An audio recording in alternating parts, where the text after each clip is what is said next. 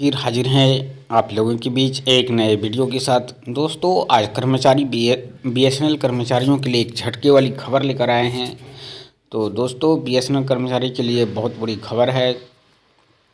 उनका बीएसएनएल कर्मचारी जो इंतज़ार कर रहे थे वो अब लगता है कि जो वह संभव नहीं हो पाएगा, या यूँ कहें कि इतना हाई हो गया है प्राइस की जो शायद बीएसएनएल कर्मचारी इसको अफोर्ड कर सके। तो चलिए दोस्तों स्टार्ट करते हैं, आखिर है क्या न्यूज़।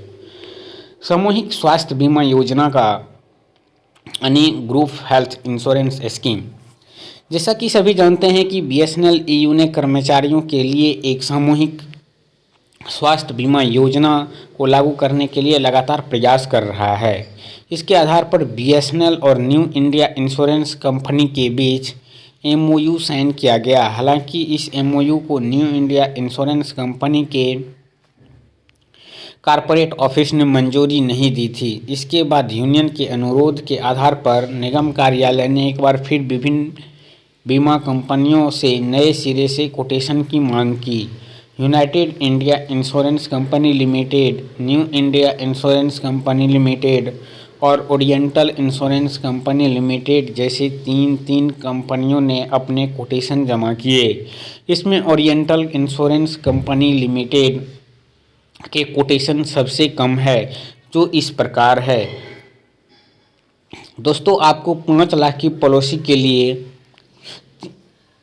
जो है इतना रकम आपको देना पड़ेगा। विदाउट पेरेंट्स आप लेते हैं तो 16,000 रुपये के करीब देना पड़ेगा।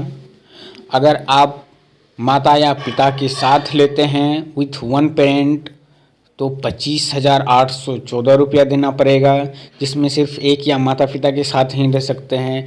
यदि दोनों माता पिता के साथ लेते हैं तो आपको 35,804 रुपये जमा करने पड़ सकते हैं। चूँकि दर्शित राशि बहुत अधिक है, बीएसएनएल कॉरपोरेट कार्यालय ने प्रीमियम राशि को कम करने के लिए ओरिएंटल इंश्योरेंस कंपनी लिमिटेड के साथ बातचीत की। साथ ही पी अभिमन्यु महासचिव ने इस मुद्दे पर general manager Shri SP Singh के साथ चर्चा की, जिन्होंने बताया कि ओरिएंटल इंश्योरेंस कंपनी प्रीमियम राशि को कम करने के लिए तैयार नहीं है।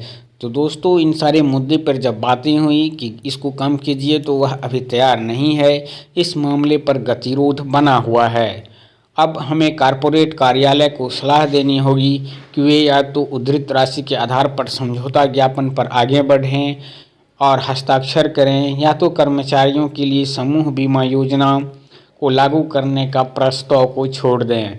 तो दोस्तों अब बीएसएनएल के पास 2 ही मुद्दे बचे हैं, या तो लेना चाहिए या तो छोड़ देना चाहिए।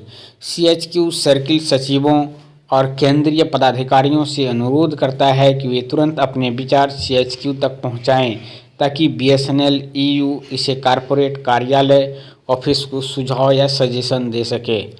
तो दोस्तों ये बीएसएनएल कर्मचारी के लिए एक बहुत बड़ा झटका है, क्योंकि इतना राशि अफोर्ड करना बीएसएनएल एम्प्लॉय के लिए तो संभव नहीं है। 35,000 रुपया, 25,000 रुपया, 16,000 रुपया या बहुत अधिक हो जाता है। तो दोस्तों हम उम्मीद करते हैं कि इस पर कुछ कम पैसा लेकर इसको फिर से लागू किया जाए। तो दोस्तों तब तक के लिए धन्यवाद, थैंक यू।